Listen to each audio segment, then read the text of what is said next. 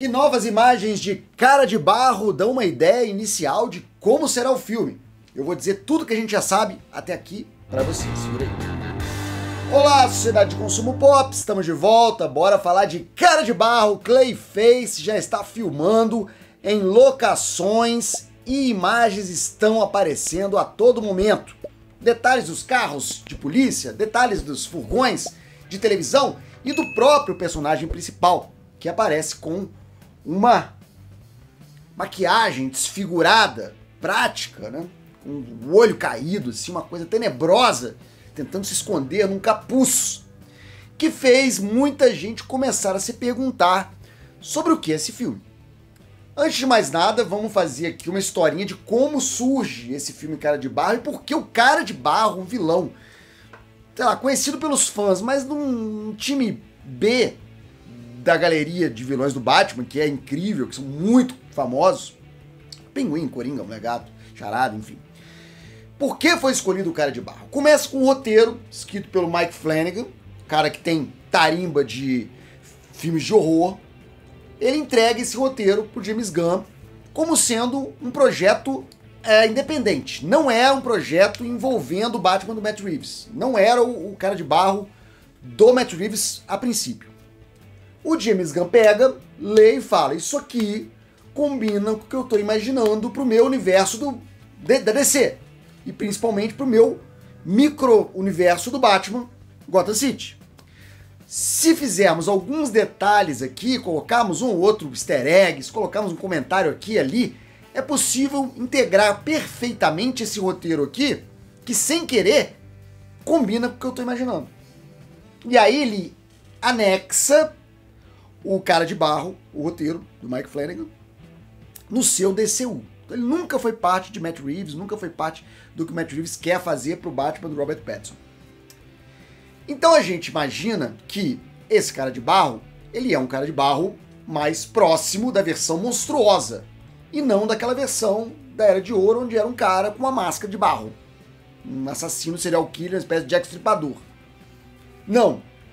É o monstrão de barro que ficou famoso nas animações, ficou famoso nos games e nos quadrinhos, mas ele não teve o seu debut, por assim dizer, em live action.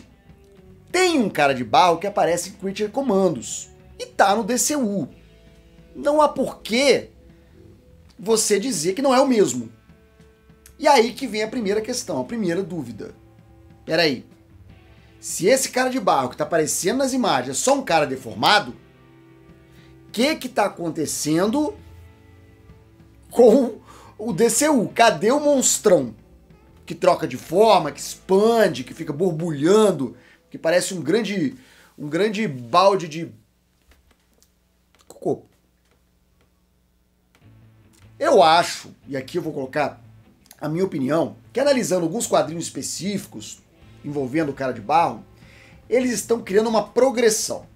E assim vamos explicar de duas maneiras o que está acontecendo no filme, que eu acho que é a linha narrativa desse filme, por que esse vilão foi escolhido para esse momento.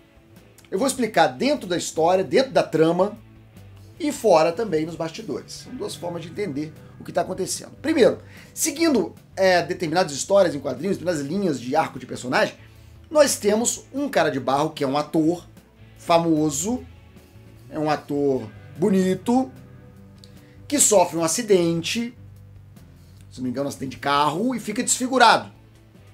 E desfigurado ele fica, ele perde a sanidade e começa a achar maneiras de voltar a ser belo como era antes, uma questão de vaidade. E aí ele se envolve em experimentos, toma lá um elixir ou usa uma pasta para ficar bonito de novo. Mas existem complicações, efeitos colaterais. Ele acaba perdendo o controle da própria forma e se transforma numa criatura disforme, mas que tem a habilidade de se disfarçar de qualquer um. E aí é o shapeshifter do imaginário do Homem-Morcego de Gotham City.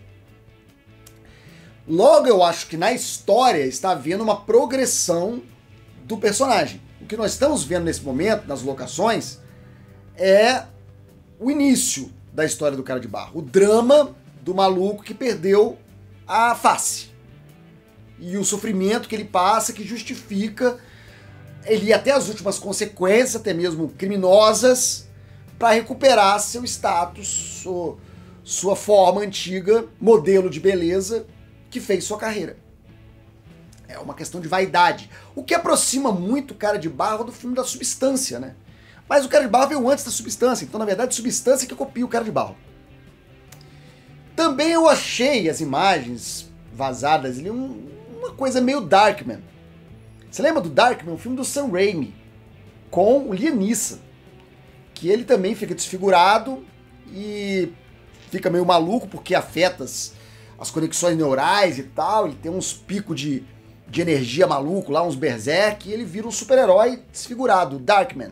E ele tem uma tecnologia também de mudar o rosto, de fazer máscaras fantásticas e tal, que ele consegue se disfarçar. É um filme bem legal, um filme bem interessante nessa era pré-filme de super-heróis de primeira linha. E é o Sam Raimi, né, que vai dirigir Homem-Aranha mais tarde. Então eu acho que a Substância e o Darkman são duas maneiras de entender o que está acontecendo agora no Cara de Barro. Agora, você vendo de fora, dando um passo para trás e tentando analisar o que está acontecendo nessas fotos, onde vamos chegar, tentar analisar isso nos bastidores, tem uma razão muito clara, né, pelo que nós estamos vendo nesses vazamentos, que é o orçamento reduzido. Porque se fosse o Cara de Barro, que todo mundo está esperando, seria o ator com um macacão de motion capture, chama de mocap, ali no set, depois CGI em cima, bota o efeito digital em cima do monstro e tá feito o Cara de Barro. Mas é um filme com orçamento pequeno. E é por isso que ele foi escolhido também para um filme DCU nesse momento, porque ele não era um filme caro, ele era uma aposta razoável do estúdio. Então, para economizar custos, essa progressão do Cara de Barro e só no fim eles transformarem esse monstro com muitos efeitos especiais, com muito fascínio visual, faz sentido, por uma questão de corte de custo. Tanto é que estão filmando na rua, em locação e não em estúdio, a 7 chaves, tudo fechadinho, com tela verde e azul para baixo para cima, porque filmar na rua é muito mais barato do que filmar no estúdio. E depois vai exigir o trabalho de pós-produção muito maior. E é por isso que tá vazando essas imagens, porque os caras estão cortando custo. Não é um filme caro, é um filme que vai custar 100 milhões de dólares no máximo. E aí é preciso alternativas para cortar custo. Como é um autor acostumado ao horror psicológico e não à fantasia, é mais ainda conveniente que a história do Cara de Barro seja um drama humano, que você tenha a figura humana ali para você se apiedar, para você se identificar, para você ter empatia pelo aquele sofrimento e tal, explicar as motivações do vilão, aquela história toda que tem todo filme de vilão. Então, Cara de Barro vai começar humano na sua carreira de astro de cinema e depois ele vai ter essa decadência moral, física e psicológica, o transformando no vilão que conhecemos e que apareceu em Critical Commandos, que aparentemente morreu, mas sendo Cara de Barro, né, ele pode funcionar como um exterminador do futuro, T-1000. Ele pode, qualquer pedaço do Cara de Barro, virar um Cara de Barro de novo, só juntar mais barro. Mas você, o que você acha disso tudo? Você acha que é por aí que vai o filme? Escreve aqui embaixo nos comentários, daqui a pouco a gente tá de volta com mais assunto da cultura pop, depois da vinheta vão aparecer opções do canal, não esqueça. Seja membro, os membros do canal não assistem comercial, você virando membro agora, clicando aqui no botãozinho Seja Membro, você assiste esse vídeo aqui sem anúncios, você fica livre dos comerciais. Seja membro, R$ 2,99 apenas, barateba, mais barato que o orçamento do filme do Cara de Barro. Até mais, até breve, até já, tchau. E esse foi mais um conteúdo do 4 Coisas, o canal tem pelo menos 3 vídeos todos os dias de segunda a domingo. Se você gostou, aqui vão mais algumas dicas para você assistir. Não esquece de deixar o like, um comentário, se inscrever se você ainda não é inscrito e ativar o sininho para novas notificações. Muito obrigado, até a próxima.